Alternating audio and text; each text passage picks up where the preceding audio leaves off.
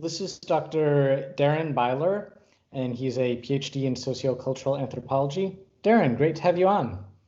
Great, it's good to be here. So I know the focus of your study is the Uyghur people and sort of what's happening to them in China at the moment. So what's going on? Tell me.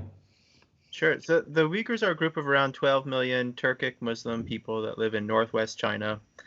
They're indigenous to that area, and because of their claims to the land there, there's been a long-standing tension between them and the Chinese state. Over the last 10 years or so, that tension has turned into violence, with mostly it's Uyghurs protesting their land being taken, protesting changes in their way of life that are being imposed on them by the Chinese state, and in response, the police have arbitrarily detained large numbers of people. That really mushroomed over the last 3 years when the state built a large group of camps throughout the region. Camps that are set up to detain people and hold them for long periods of time while they're being re-educated. That's what the state calls these facilities, is re-education centers. That's very Big Brother. That's I think there's no other way to describe it other than that. That the state has really intervened in people's lives in a really direct way. What makes it different from simply imprisonment is that they're not given formal charges in most cases. Instead, they're seen as pre-criminals, as people that could potentially protest, could potentially be extremists, be potential terrorists. And for those reasons, they're detained and sent to these re-education centers. That sounds really, really terrible. You said this started happening about 3 years ago, I think. I am vaguely aware of this happening, but has there been any international call out? Like, what's the sort of reaction been internationally? So it's been really difficult for the international community to first get information about what's happening because there's a real lack of access to the region. And then secondly, China is a very powerful country with a large economy, so it's hard to know how to intervene or how to really, ask them to stop doing this. So over time, the story has gotten out through the Uyghurs that are in diaspora, through satellite imagery where we can actually document these camps being built in real time, through government bidding contracts where they talk about the construction of the camps and how they're buying equipment that are used in prison spaces. And then most recently, just in 2019, a series of leaks of high-level government documents that talk about the construction of the camps, that they're basically manuals on how these camps should be run, that they should be run like prisons. Those documents, which are verified documents from these high-level officials, really make it very clear that these are, in fact, happening. What remains a little bit of a question is the number of people that are detained. Right now we have estimates maybe from 900,000 people to 1.5 million people, which is there's a big gap there in terms of the numbers, but it's the nearest we can get to official numbers, just because we can't get access to internal documents that show exactly how many people have been taken. Okay. Yeah, that sounds really, really terrible. And I would actually like to be swearing right now, but I think that would be bad for the video and the public there. But I know in some of your writings, you've used the phrase terror capitalism to sort of describe some of the forced work facilities. Can you tell me about that? Sure. So terror capitalism describes a few different things. The first thing that I use that term to describe is the way that technology was used to assess the population, the way surveillance systems were built throughout the space. And these were built by private companies, private tech firms in China, with state capital, really comprehensive surveillance systems. So there's checkpoints throughout the space. There's face recognition enabled camera systems. There is DNA and other biometric data that's been collected from virtually everyone in the province to sort of build out a data set. And so it's a space where these technology companies are able to experiment in surveillance tools and computer vision and voice recognition tools. A lot of the people that were detained because of cyber crimes or things that were detected, or pre-crimes, I guess is the better way of describing them. Things that they had done with their phones, like they had downloaded WhatsApp, which is an illegal app in China, or they had used a VPN. They had been part of a Quran study group or an Islamic study group on WeChat, which is the major social media platform in China.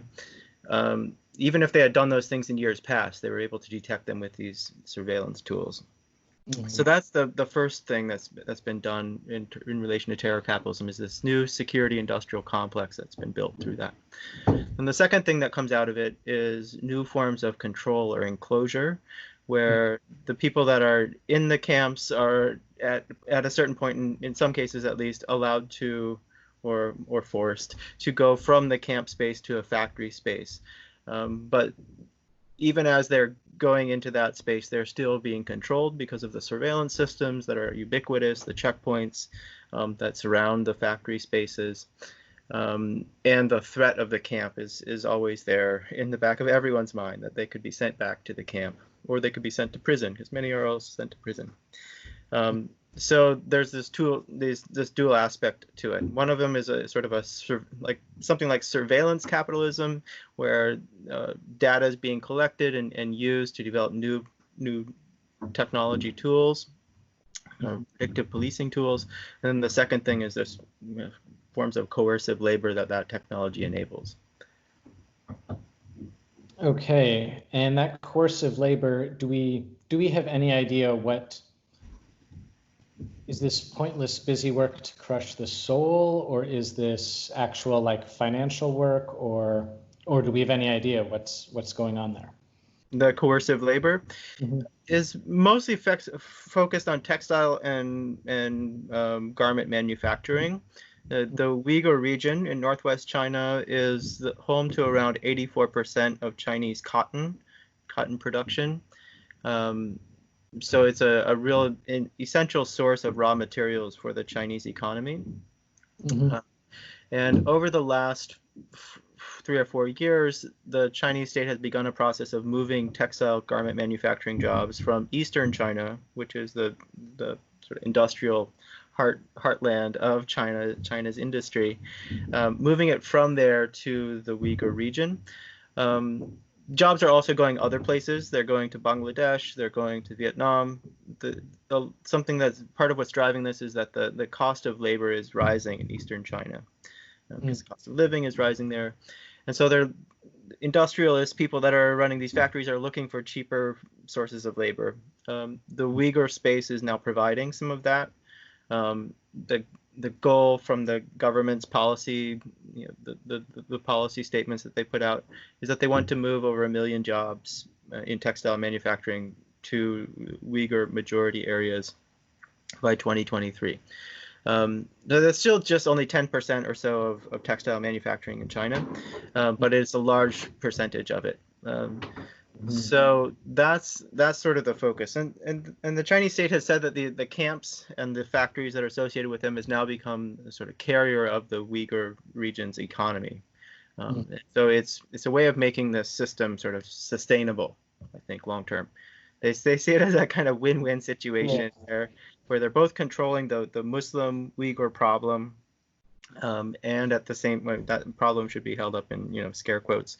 That's how the state talks about it.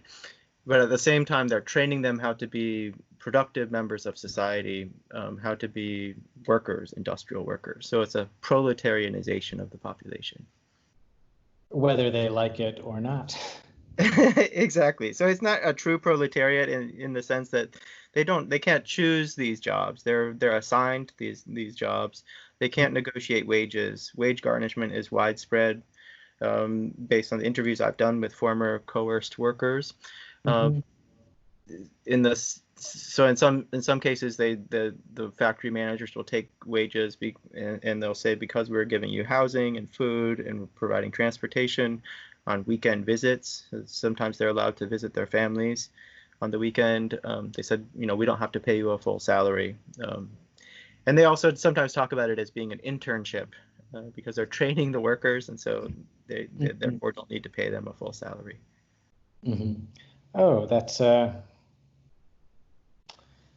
well, I suppose they can use whatever words they want to make it sound palatable.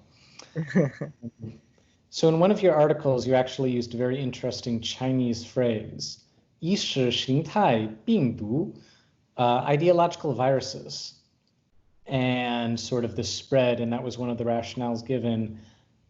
It sounds like the ideological viruses is a set phrase in Chinese and sort of more widely. Can you talk about that? Mm-hmm. So ideological viruses, and the way that it's being used in this context, it really refers to religion and to Islam most prominently, although it can also be used to refer to other, they would call them evil religious cults, which are things like Falun Gong, which is another practice that's outlawed in China. At times they might use it to talk about forms of Christianity that aren't authorized by the state, but mostly it's directed towards Islam. And it's really picking up on an older rhetoric that was used in the Cultural Revolution and before, where they were talking about capitalist imperialists or capitalist roaders, people that were counter-revolutionaries, people that were the black elements of society. And so here in this context, the evil and black are sort of are put together. In present day China, the rhetoric around black and evil is these cults, and then the black elements are mafia or gangs, and there's often lots of conflation between these two terms, and terrorists are often talked about as being in gangs at the same time. And so it's a sort of sweeping way of talking about criminality or unwanted elements in a society. When it comes to actually detecting the viruses, it's these diagnostic tools, the technology tools that I've mentioned already, that are often used to really provide a concrete sort of scientific diagnosis that this person has indeed been infected, they have indeed been part of a WeChat group or used a VPN. They actually often don't even follow through that trail of using a VPN to figure out what that person was actually trying to do by using a VPN. Most people that had WhatsApp on their phone were not engaged in any sort of Islamic, maybe something to do with Islam because they were Muslim, but not in a sort of organized political Islamic movement. They're mostly wanting to contact relatives that were living abroad or get access to a website that was blocked, like Gmail or something like that. But the state has set the parameters so wide in terms of what counts as deviance or what counts as this ideological virus that many activities, very normal forms of behavior, if you're a Muslim that does it, it counts as that. And so that's why so many people were found to be what they called unsafe or untrustworthy and virus prone. Yeah. Okay, interesting. That's now I'm just thinking of one of your other quotes here from your articles. In the camps, we are told the sounds and movements of inmates are monitored. Words and gestures are recorded. Even their faces may be monitored for emotions of resistance. So it sounds like they are even using facial recognition technology with microexpressions to try to get at emotions, reactions, and to make sure that they are the correct ones. Can you expand on that? Or So inside the camp spaces, the surveillance systems are really tightly concentrated, and the way they talk about them is that there should be no blank spots inside the space. So even in the bathroom, you're on camera. inside the rooms, the former detainees I've interviewed, and these are cells. They said that inside the cells, the lights were turned on really brightly. They were like brighter than they would have to be, you know, in order to conduct normal conversation or whatever. And they weren't turned off at any point. So at night they were still on. People said that they weren't permitted to cover their face with their hand, the blanket, you know, to kind of shield their eyes from the bright lights. If they did that, they would hear over the speaker system the guard yelling at them to stop doing it. And if they would persist, then there would be, you know, harsher forms of punishment. So that leads me to believe that, you know, and this is not just one detainee that I've interviewed over a dozen people that have said really similar things, that not being able to cover the face with detainment. That sounds like torture. That's how they experienced it. So during the day they weren't permitted to sit on their beds. So there was bunk beds in most of these spaces, sometimes two or three bunks on top of each other. And during the day they weren't permitted to sit on the bed. They had to sit on these small stools, which are like small plastic stools. And they were supposed to follow along on lectures that were broadcast over a flat screen TV that was mounted on the wall. They weren't permitted to stand or cover their face during that period as well. If they needed to use the bathroom, which was in one end of the cell, they had to ask permission. So yeah, many people said that it's much worse than prison because every element of their day was monitored and tracked, that they were never permitted even, you know, kind of a free movement of moving your hand or like scratching your face. And they said prison would have been better than this. So that is why it did really feel like a kind of ongoing torture. Yeah, that's damn. So this is obviously has been, based on what you've said, it doesn't sound like there's been a lot of pushback either locally or internationally against this, this detention and this detainment. So you used another phrase in your writings to highlight the police control aspect, the million police entering 10 million homes. 百万警进千万家. Is that, tell me about that. So that's just in Xinjiang, or that's in Kashgar, or please tell me. Well, this is a specific program that's specifically for Xinjiang, for the Uyghur region. It's a Becoming Family program that was really began in 2014, but was really ramped up in 2016 and 17 at the same time that this camp system was being built. So the goal of the system is, based on the government documents that I've read, is that they want to target the families of detainees. So people that have had a family member taken to the camps, they're the first priority in terms of getting a relative that would come and visit their home, an older brother, older sister. And that person was there, you know, ostensibly to show that they cared, that the state cared about the family. They wanted to make sure that they're doing okay.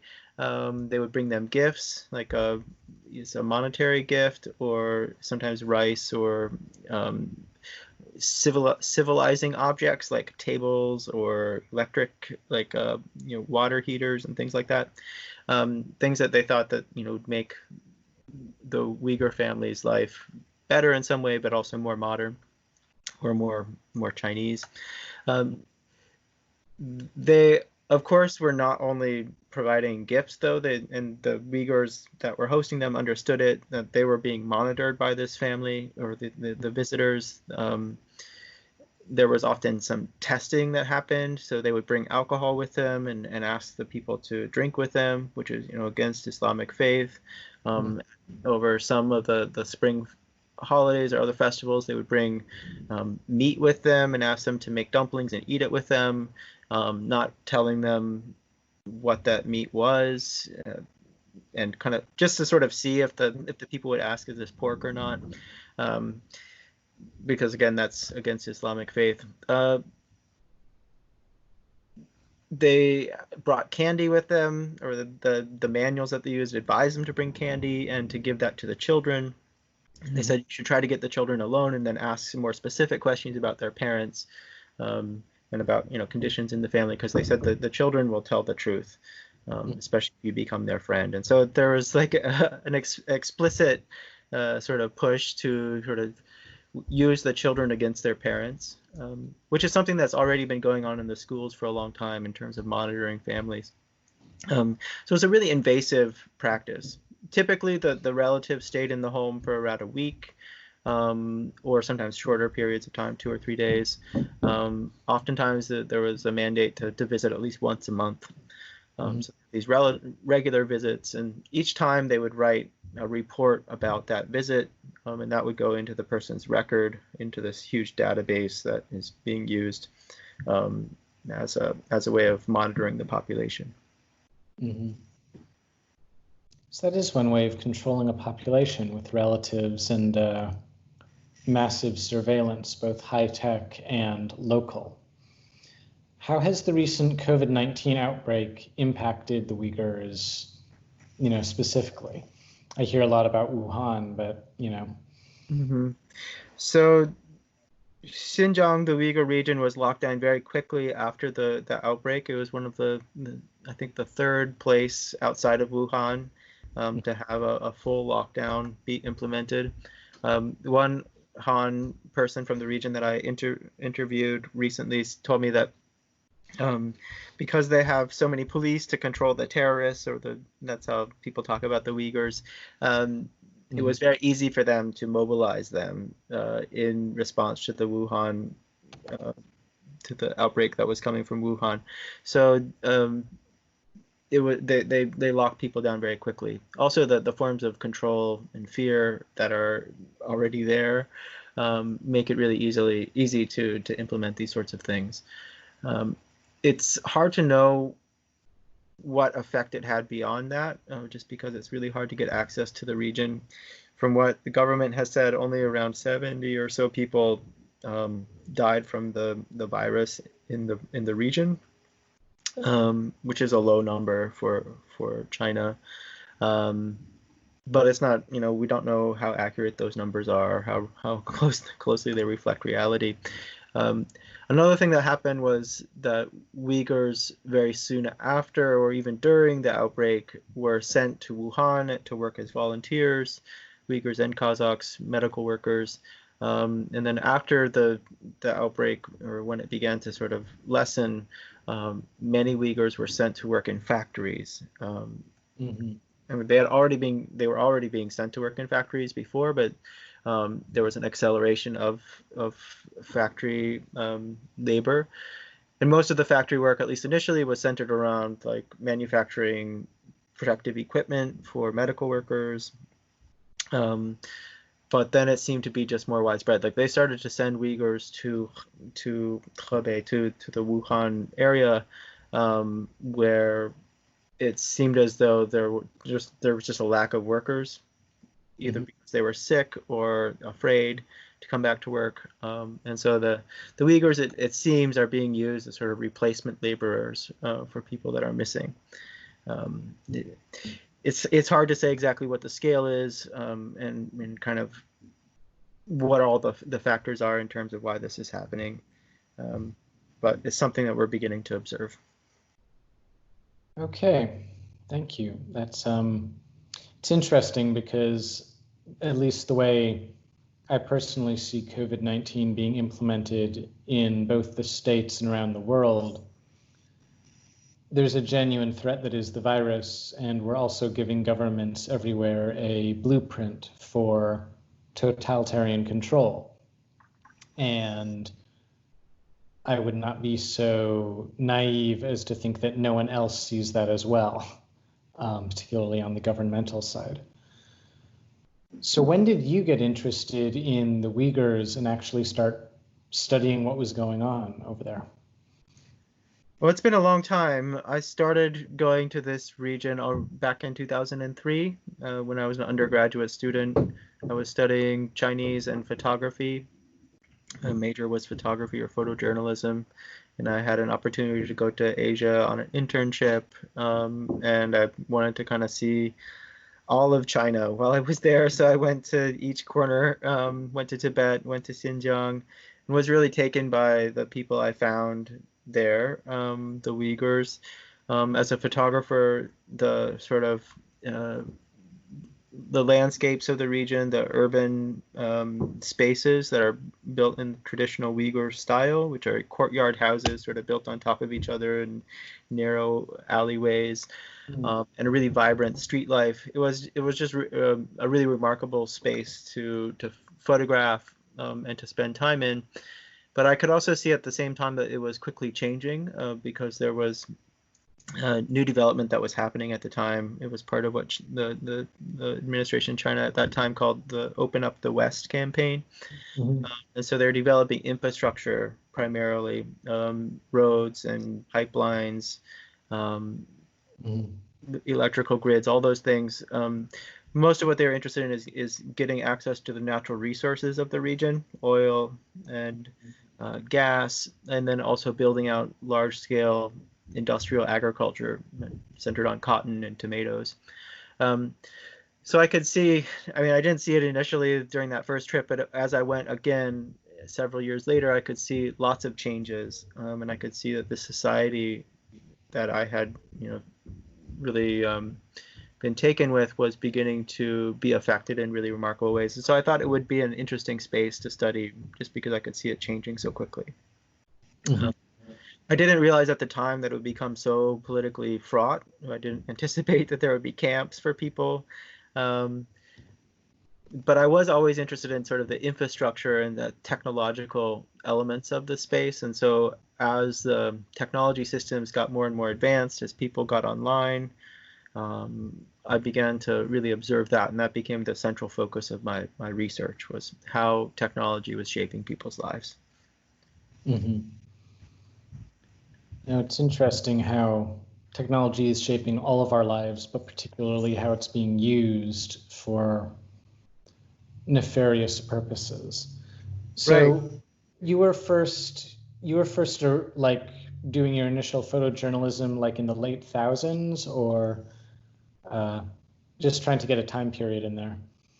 So I finished my undergraduate degree in 2006, and I worked for about a year in the photography industry as a professional. Then I decided to go back to school, mostly because I wanted to do something a little more long form or longer term. I wanted to do something a bit more research focused, rather than, in journalism, there's a shorter timeline.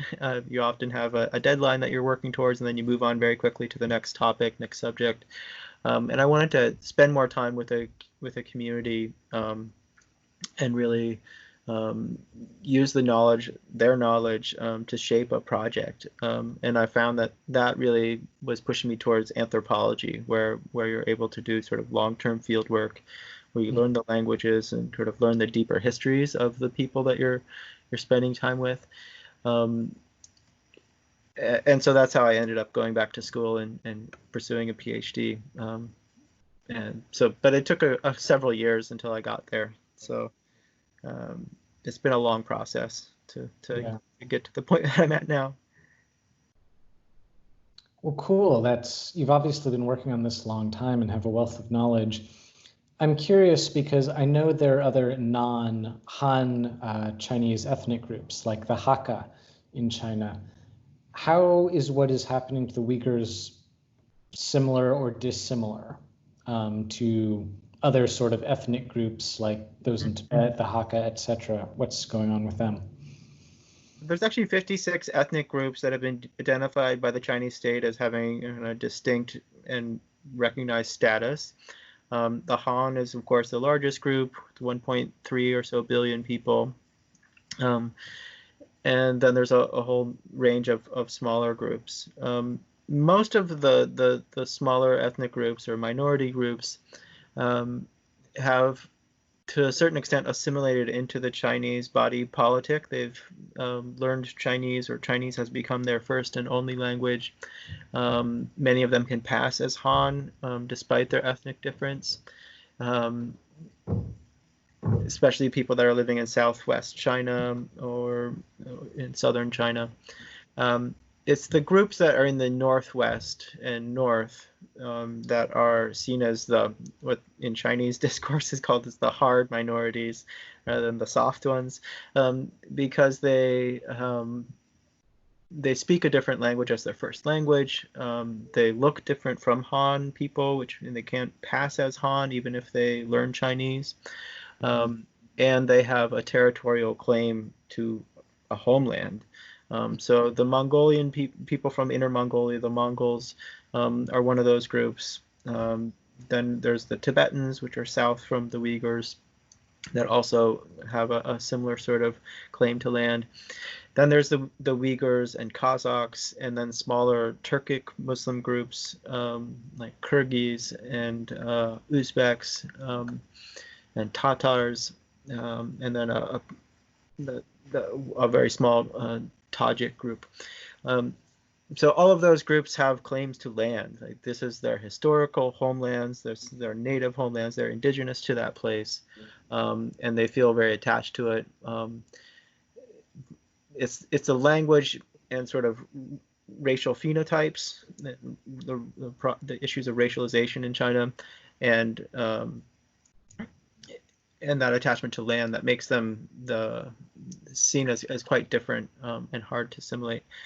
The Uyghurs, because they're a large group and they're Muslim, are seen as particularly dangerous and terrorism prone, relative to the Mongols or the Tibetans.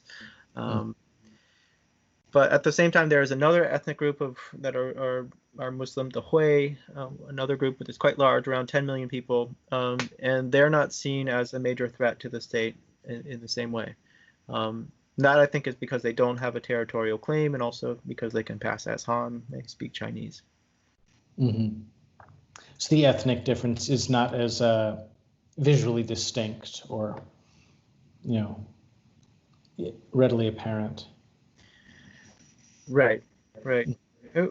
Uyghurs have a rich history of language and literature. They have their ethnic group, a nation made up of poets. Basically, everyone is a poet, and a lot of the poetry is really infused with kind of Sufi Islamic thought. So it is really a different sort of orientation to the world and to knowledge. That doesn't translate easily into Chinese. Tibetans, are Buddhist. Of course, their Buddhism is a slightly different form of Buddhism than is practiced by most Chinese people, if they do practice Buddhism. But there's more similarities there. Islam and this sort of ethnic and spatial difference is really something that makes the Uyghurs really hard to assimilate into the nation. Mm-hmm.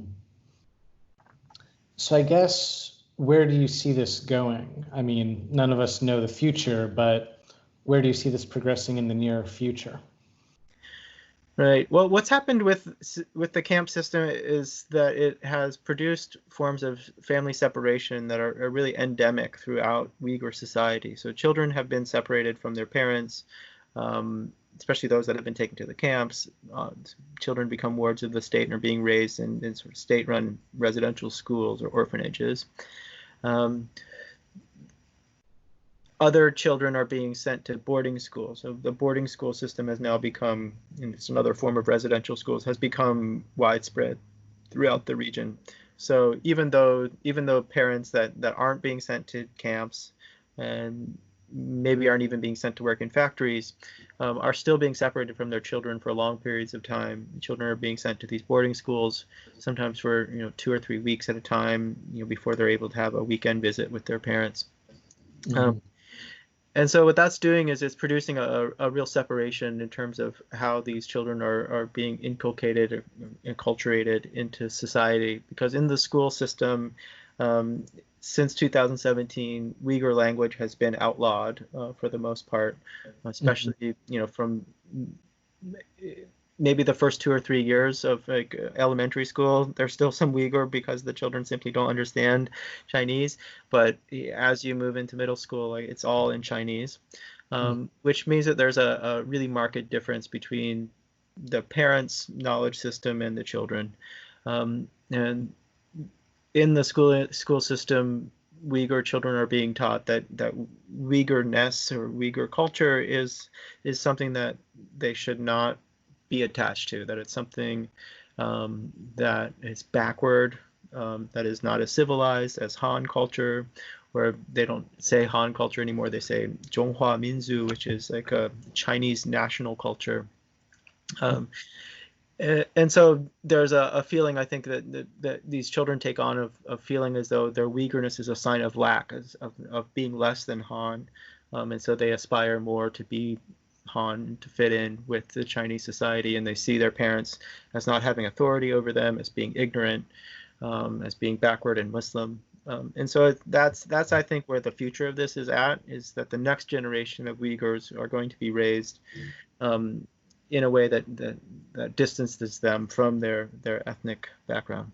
At the same time, it's really hard to do these things. I mean, we can see from other examples in other places, like in Australia or North America, where residential schools, had really traumatic effects on the children that were sent to them, and Native Americans and others, but that it didn't, take the Native Americanness out of them for the most part. So my sense is that in the future, it's too soon to tell exactly how this will play out long term. But my sense is that it won't be an easy transition, for these Uyghurs to simply, move into Chinese society, because it's racialized, and so they're always going to know that they're different. Mm-hmm. No, it struck me as you were speaking that this is very similar to what happened to the Native Americans in the U.S. in the 1800s. And even the Ainu in Japan and some other ethnic groups that were, extremely heavily discriminated against. So I guess as far as, I'm just trying to process everything that you've said, what do you think is the biggest step that could happen either internationally or inside of China to stop this? Mm-hmm. Well, outside of China, there has been some push back against this. So, for instance, the U.S. Congress has passed the Uyghur Human Rights Policy Act. It's now kind of waiting in congressional chambers to be fully ratified.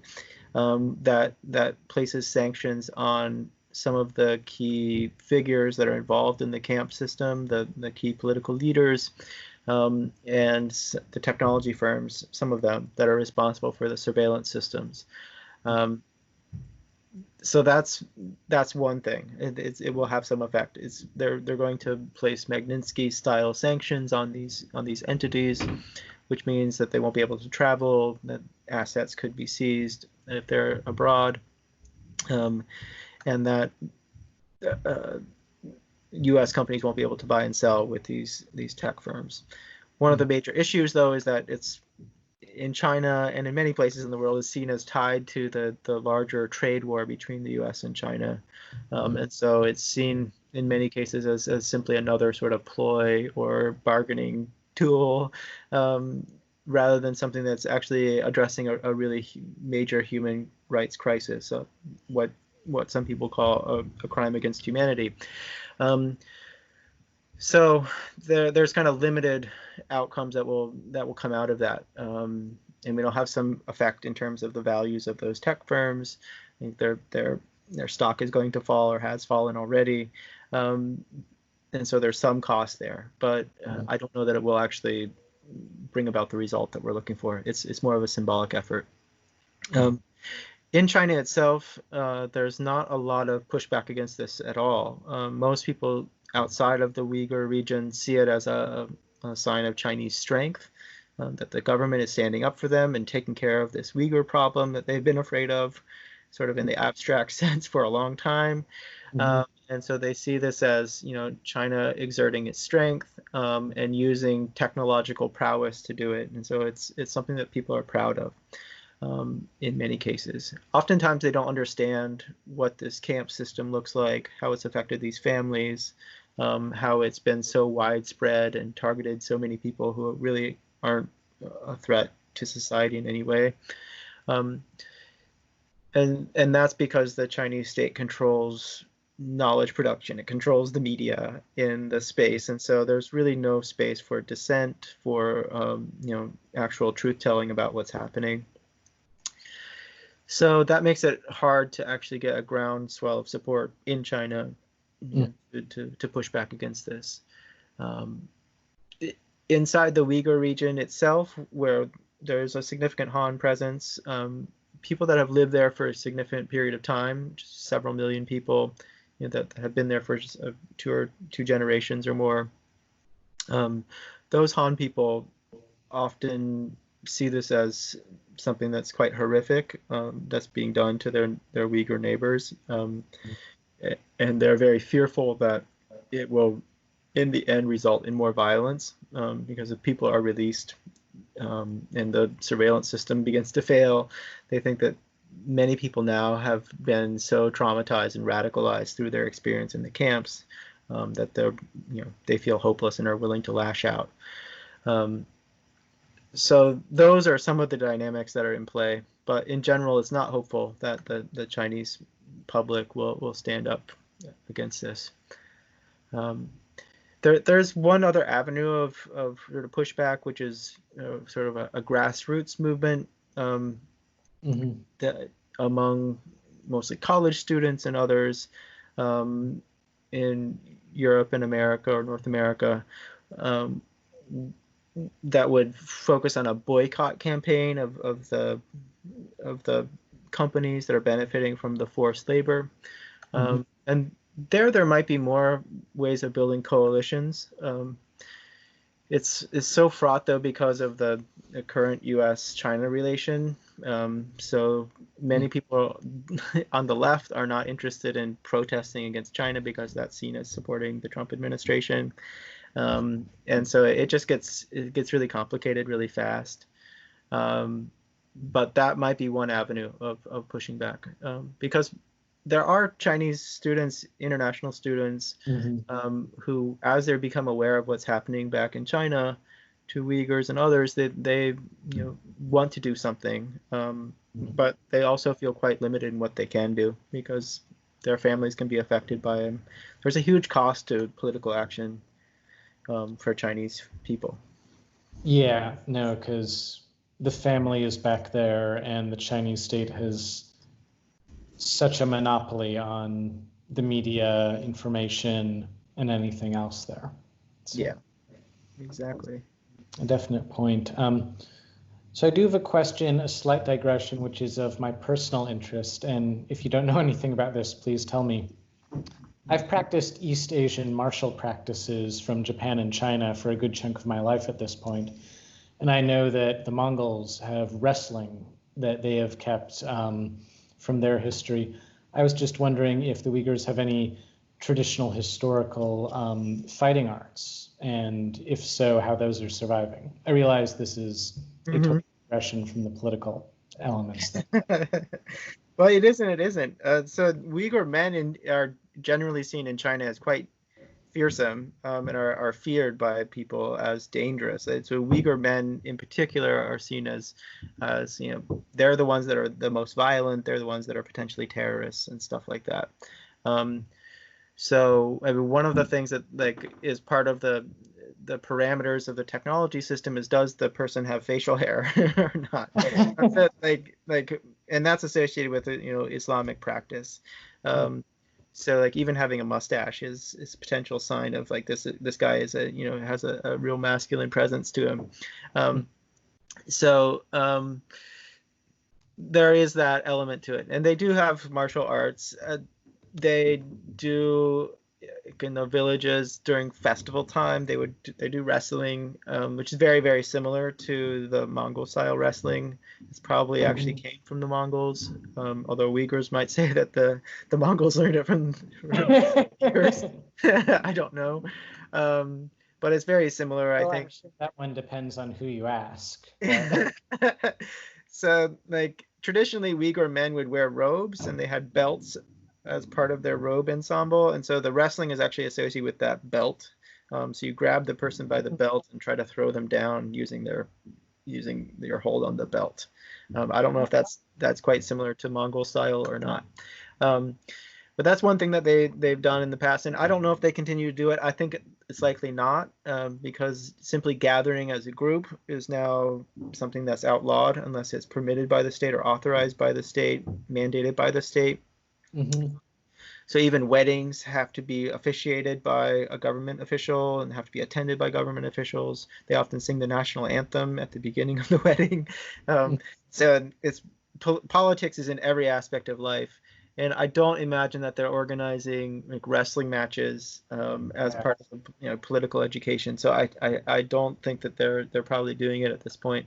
But it's something that the people in their 30s and above definitely have knowledge of, and maybe at some point they can revive it. The other sport that they do is called goat polling, yeah, which is it's something that you've probably seen it associated with Afghanistan or Tajikistan, where men ride on horseback, and there's a goat that's been killed, and sometimes it's stuffed. It's usually headless, and there's two goals at the end of a large field, and then there's two teams, and they're all on horseback, and they're fighting over this goat to try to get into these basket type things at the end of each field. So it's like a kind of polo in a sense, but it's like wrestling over this goat. It's quite dangerous because everyone's on horseback and they're galloping. It's very easy to get trampled or thrown off your horse. But it is something that's quite popular, especially in the southern, the way down on the border. And if you had a bit of money, business people, they would like breed horses as well. They might potentially even go to other places in Central Asia to buy horses and bring them back so that they can compete in this game. That's cool. That's awesome. That's vibrant living culture, and it's a shame that those aspects are being lost as well, as the literary aspects and those other historical ones. I wanted to ask you about another thing. So I've read a number of Jin Yong's novels, like The Book and the Sword, for example. And in Jin Yong's works, the Uyghurs are portrayed in a very positive and even heroic light.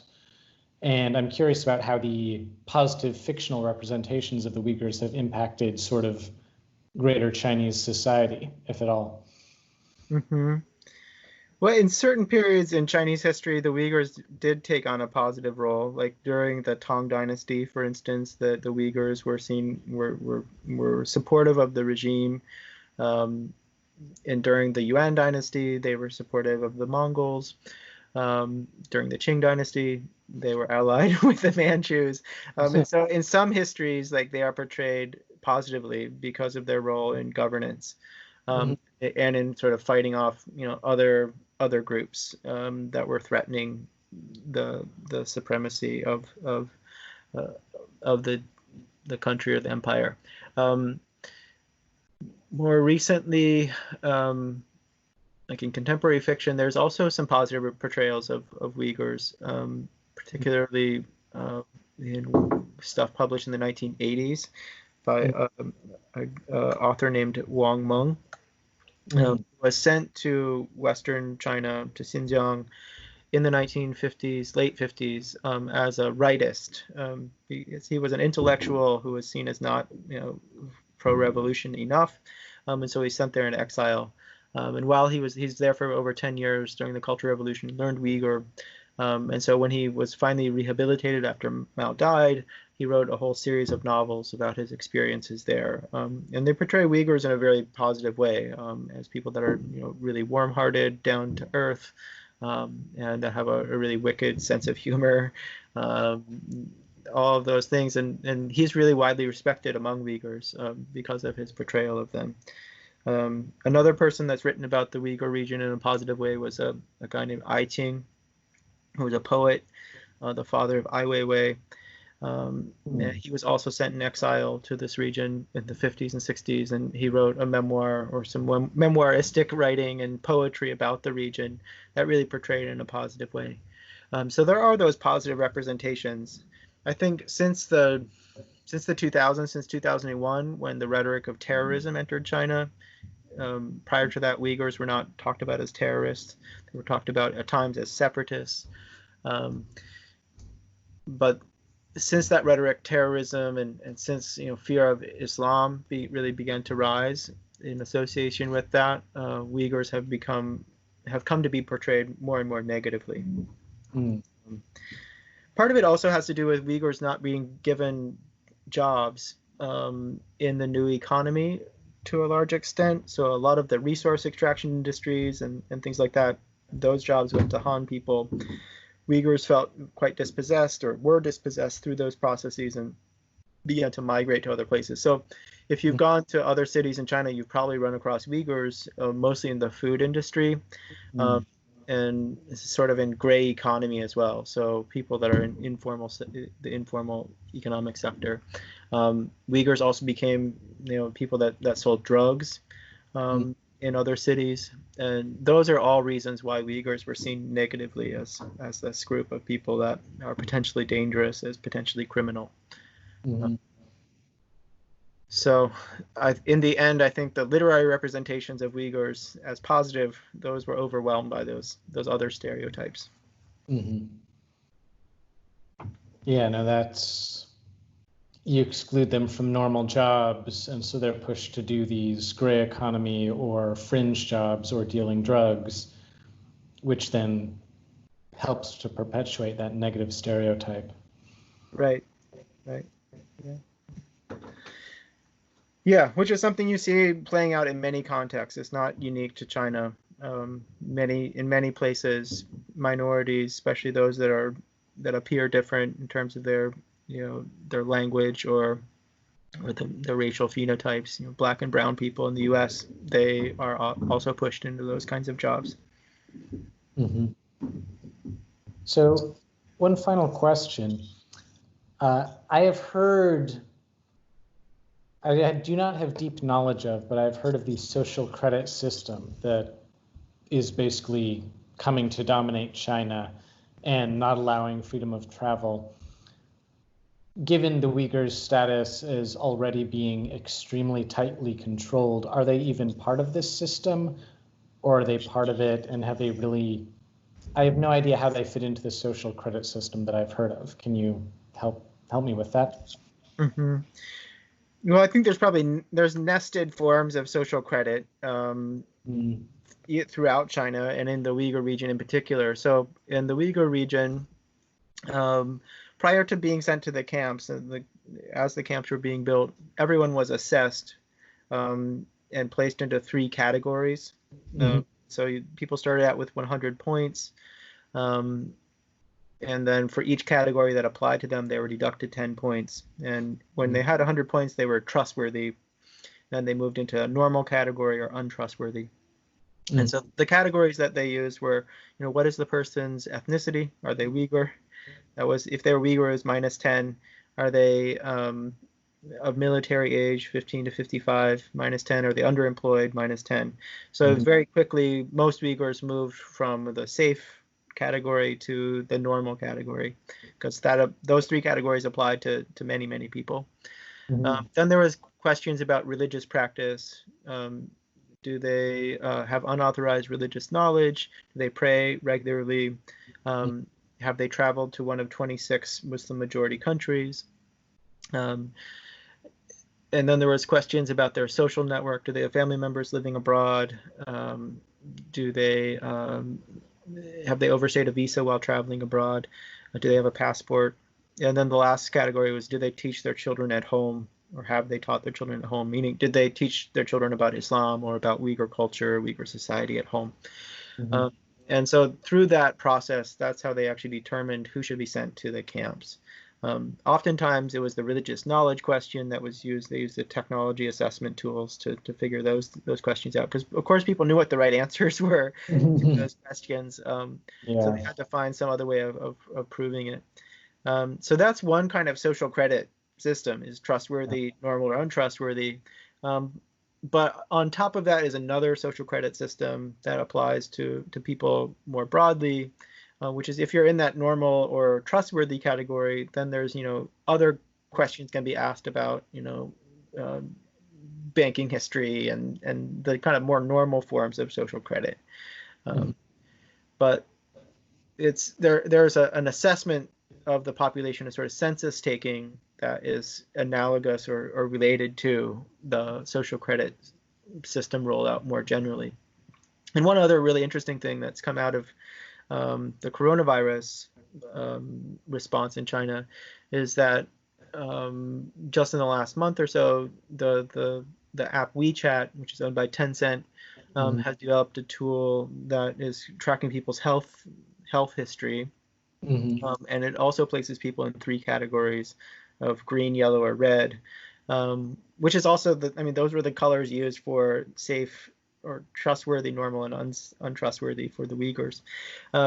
This is rapidly sounding like a Black Mirror episode. Right. It kind of is, right? So the way that health score app works is it's based on, your past travel history, who you've been in close proximity to based on GPS records. And, you start out green, and if you've been exposed to someone who turned out to be positive for COVID-19, then you might turn to yellow, and then certain, travel restrictions might begin to apply to you. And eventually you might turn red if you encounter another person who's been exposed or you're exposed yourself. And so it's a similar kind of tool. In this case, in response to COVID-19, there's lots of more justification why you might want to do those sorts of assessments. But you can see how ideological virus versus actual virus can get conflated, how they can play into each other. Yeah.